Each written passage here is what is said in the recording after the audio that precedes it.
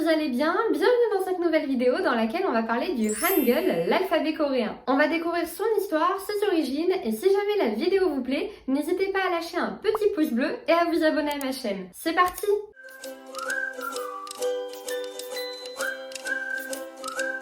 Le Hangul, qu'est-ce que c'est?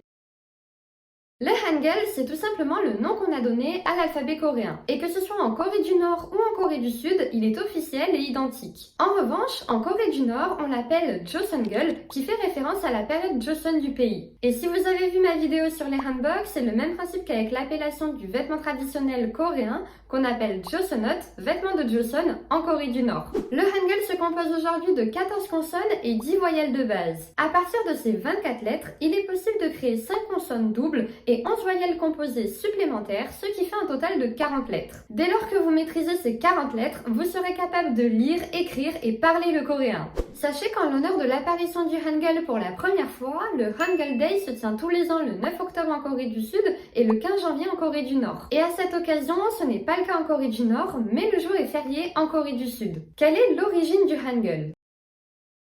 Il faut savoir qu'avant l'arrivée du Hangul, le coréen était avant tout une langue parlée, mais on ne savait pas du tout comment l'écrire. Et avec l'influence chinoise qu'a connue la Corée à de multiples reprises tout au long de son histoire, pour le retranscrire, on utilisait un système d'écriture chinois appelé Hanja, qui utilisait des caractères chinois. Ainsi, tous les documents officiels et la littérature étaient rédigés en Hanja. Cependant, l'utilisation de ce système d'écriture soulevait deux problèmes majeurs sur le long terme. Le premier, c'est que le Hanja n'est pas la langue du pays. Pour simplifier, il s'agit de caractères chinois qui sont utilisés pour retranscrire le coréen. Donc certains mots, certaines tournures de phrases ou certaines règles de grammaire qui étaient utilisées dans le coréen parlé, le coréen oral, ne trouvaient pas sa transcription écrite. Ce qui pouvait poser des problèmes de fluidité de lecture, notamment quand on voulait lire un texte par exemple. Le deuxième problème majeur, c'est qu'il s'agit d'une langue étrangère. Ainsi, pour pouvoir lire et écrire le coréen, il faut maîtriser le chinois et c'est loin d'être une langue facile. Le hanja est une écriture de type logographique, ce qui veut dire que chaque caractère représente un mot. Il faut donc apprendre chaque caractère de manière individuelle pour maîtriser la langue.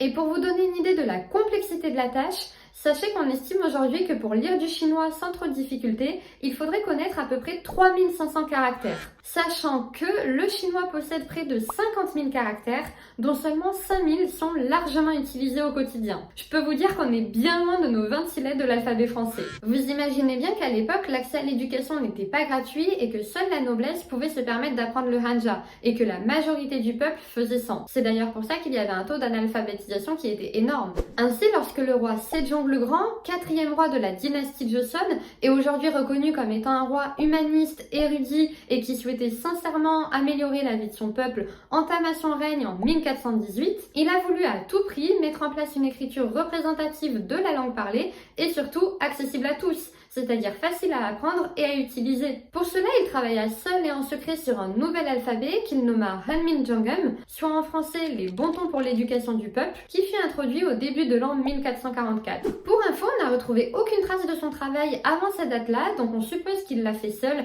et vous verrez pourquoi ensuite, mais surtout, on n'a aucune idée de combien de temps a été nécessaire pour créer cet alphabet. Au début, lorsque cet alphabet est arrivé, il n'a pas été très bien accueilli par les membres de la noblesse, c'est même plutôt tout le contraire, ils étaient complètement réticents à cette idée. Premièrement, ils avaient peur que ce système remplace les hanja et que les Chinois prennent ceci comme un affront. Mais surtout, ils avaient peur que si le peuple était désormais capable de lire et d'écrire le coréen, il puisse également postuler à des postes dans l'administration et ceci remettra en question la différence entre les classes sociales. Clairement, ils se sont sentis menacés par la potentielle montée en puissance du bas peuple. Et c'est pour ces raisons que le roi Sejong a mis près de 3 ans pour convaincre ses opposants du côté bénéfique de cet alphabet et du fait que ce ne serait qu'un outil utilisé pour faciliter les échanges sans complètement remplacer les hanja. Et c'est aussi à cause de cette forte opposition de la part de la noblesse qu'on pense qu'il l'a rédigé seul et en secret, car personne ne serait assez fou, entre guillemets, pour faire quelque chose comme ça. Le nouvel alphabet est donc promulgué de manière officielle le 9 octobre 1446, accompagné d'un document éponyme Hanminjeongeum qui explique en détail l'alphabet et la logique qui a été suivie. Quelles sont les caractéristiques de ce nouvel alphabet ? Pour l'écriture de chaque lettre, le roi Sejong a suivi 2 idées. La première, chaque voyelle représente la terre, le ciel et l'homme. Le trait horizontal représente la terre, le yin, le point représente le ciel, le yang, et la barre verticale, l'homme neutre. La deuxième, les consonnes représentent la forme de la bouche et les lieux d'articulation lors de la prononciation de celle-ci. C'est pas très clair dit comme ça, mais je vous affiche une image juste ici.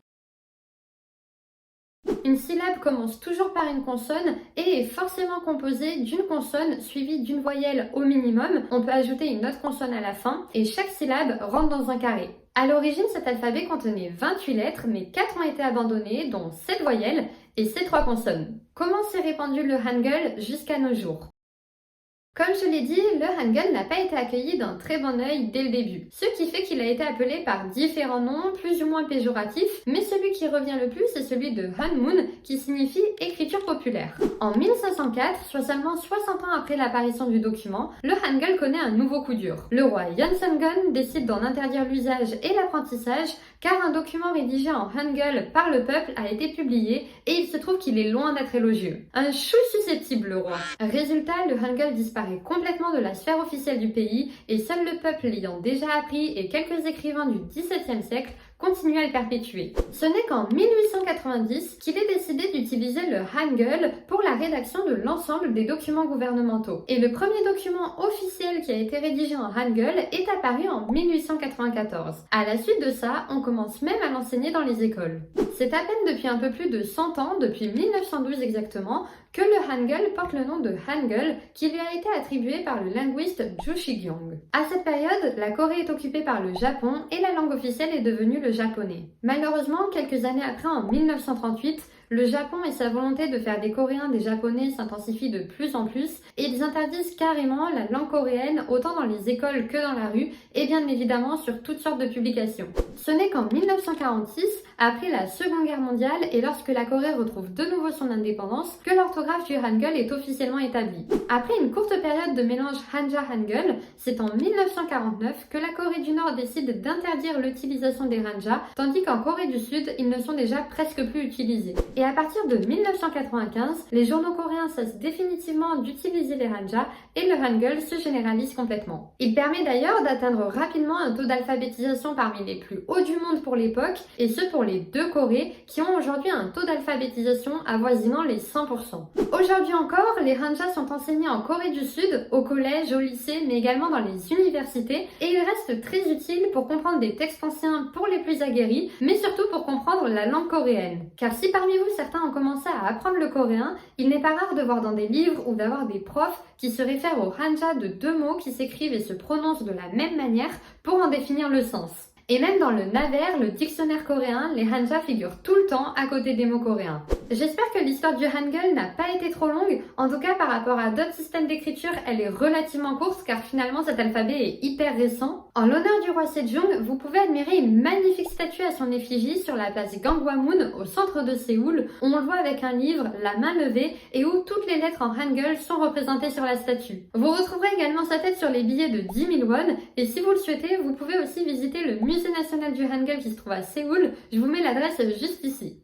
J'espère que cette vidéo vous a plu. Me concernant, j'ai adoré la réaliser parce que la langue d'un pays fait quand même partie de son identité culturelle et historique, et d'autant plus que je trouve que le Hangul a une super belle histoire. Et honnêtement, je suis pas sûre qu'on ait beaucoup d'autres systèmes d'écriture avec une origine aussi bien retracée et aussi précise. N'hésitez pas à me dire en commentaire si vous avez commencé à apprendre le Hangul et si vous connaissez cette histoire. Abonnez-vous à ma chaîne YouTube, mes réseaux sociaux, Insta, TikTok, likez, commentez, partagez cette vidéo, ça fait toujours super plaisir. Sur ce, je vous fais des bisous et je vous dis see you!